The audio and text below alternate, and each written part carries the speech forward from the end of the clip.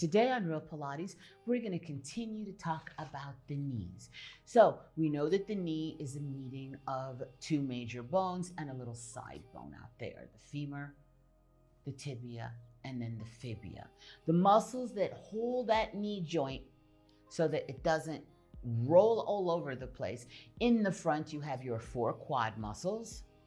One of those muscles crosses the hip and the knee. The other 3 don't. They just insert on this bone in different spots. They blend together right here toward the top of the knee where it starts to turn into a tendon, and they cross the knee and insert in the front on the other side on the tibia. And there's like a little condyle. You ever have like a pulley where you pull and the clothes come on? You know that little wheel where the string goes in? That's the little condyle kind of what the knee has. It kind of shifts in there a little bit without getting all technical with the Q angle and all of that, just so that you basically understand that that's the front. On the side, you have your iliotibial band that comes down and crosses, and now that inserts on the kind of outside part of the fibula. This IT band has its buddies up here called the gluteus maximus and the tensor fascia lata that regulate, and they put tension or not on that IT band that affects the knees. So can you see how your ass affects the knee? Oh, now welcome to my world, babe.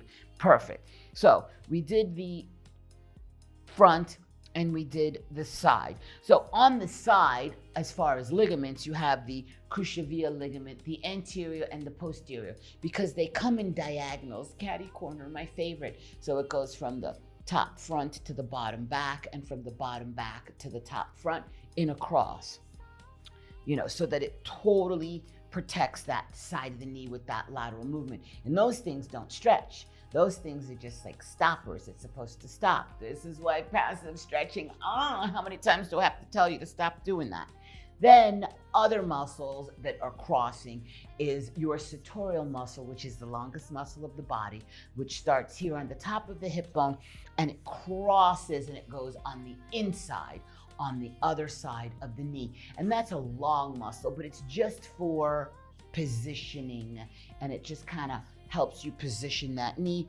And of course, that longest inner thigh muscle, so this is on the inside now of the knee, the gracilis, which also crosses the knee and inserts on the other side.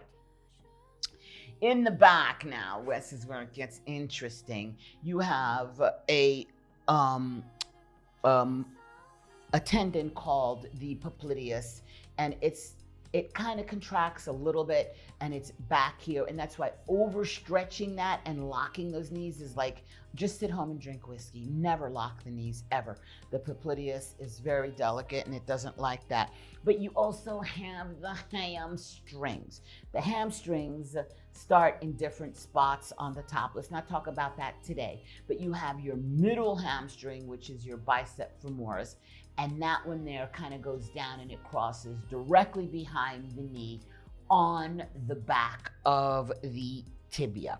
Okay, then you have the semitendinosus, which inserts on the inside, but it still goes to the tibia. Okay, it's a hamstring muscle. Then you have the semimembranosus, which is another hamstring muscle that is outside, goes to the fibula, not on the tibia. Whoa, whoa, whoa.